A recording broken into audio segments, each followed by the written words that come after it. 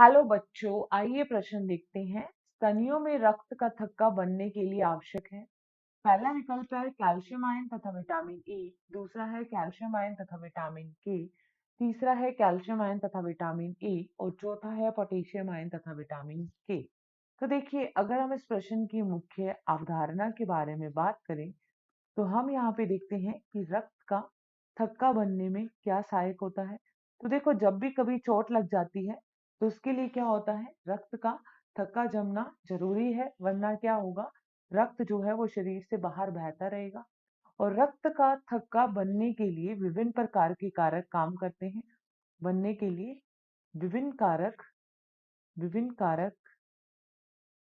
सहायक है। और इन्हीं कारकों में हम देखते हैं कि एक ऐसा विटामिन भी सहायक है जो रक्त का थक्का बनने में सहायक होता है। तो बताइए वो कौन सा विटामिन है। तो हम देखते हैं कि विटामिन के जो है ये रक्त का थक्का बनने में सहायक होता है। तथा ऐसा कौन सा आयन है जो रक्त का थक्का बनने में सहायक है, तो वो आयन होता है कैल्शियम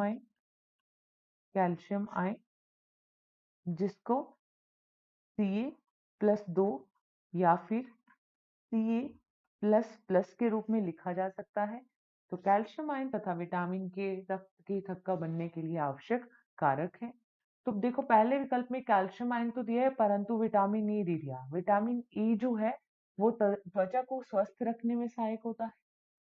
दूसरे विकल्प में कैल्शियम आयन तथा विटामिन के दोनों दे रखा है, तो दूसरा विकल्प सही हो जाएगा। तीसरे विकल्प में बोला है कैल्शियम आयन तथा विटामिन ए। विटामिन ए जो है इसे रेटिनोल भी कहते हैं।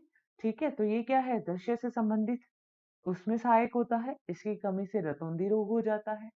और अगर हम बात करें पोटेशियम आयन, तो पोटेशियम आयन रक्त के थक्का बनने में सहायक नहीं है।